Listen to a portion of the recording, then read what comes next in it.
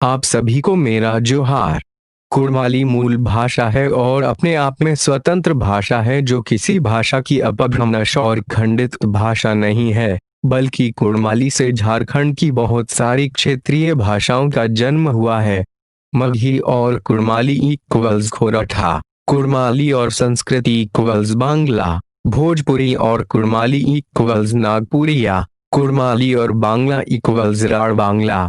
झारखंड की क्षेत्रीय भाषा नागपुरिया में भोजपुरी भाषा का पर्याप्त प्रभाव देखा जाता है। नागपुरिया भाषा में भोजपुरी शब्दों का बहुत ज्यादा उपयोग हुआ है। जब उत्तर की ओर से बिहार के सासाराम, आरा और पलामू और गढ़वा तरफ से लोग जो भोजपुरी भाषी लोग हैं वे रांची के आसपास के क्षेत्र में बसने लगे तो उनकी मातृभाषा भोजपुरी का स्थानीय भाषा के शब्दों के साथ समायोजन हुआ और एक नई भाषा नागपुरिया का जन्म हुआ जिसमें भोजपुरी भाषा के तत्व के साथ साथ स्थानीय झारखंडी तत्व भी है और प्रमुख रूप से कुड़माली भाषा के तत्व विद्यमान है। खोरठा भाषा वास्तव में मगही भाषा का झारखंडी रूपांतरण है।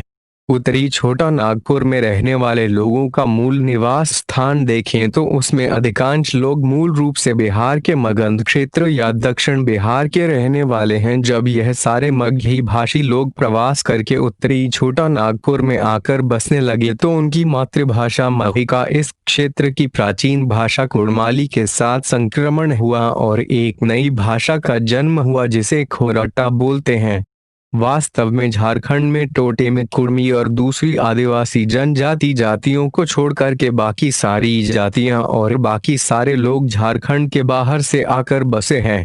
उत्तरी छोटा नागपुर में जैसे उदाहरण के तौर पर गिरिडीह, बोकारो, धनबाद, रामगढ़ क्षेत्र में अधिकांश जातियां मूल रूप से बिहार के मगध क्षेत्र जैसे उदाहरण के तौर पर गया, जहानाबाद, नवादा, नालंदा, मुंगेर, लखीसराय, कोडरमा इत्यादि मगही भाषा क्षेत्र से प्रवास करके उत्तरी छोटा नागपुर क्षेत्र में आज से 300 साल से लेकर के 500 साल पहले आकर बसे।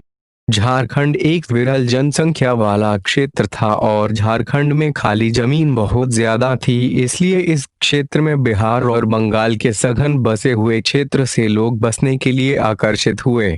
उत्तरी छोटा नागपुर में धीरे धीरे मगध क्षेत्र के लोगों की संख्या सर्वाधिक हो गई और उनकी मातृभाषा मगही का स्थानीय भाषा कुड़माली के साथ संक्रमण होने से एक नई भाषा का जन्म हुआ जिसे खोरठा बोलते हैं।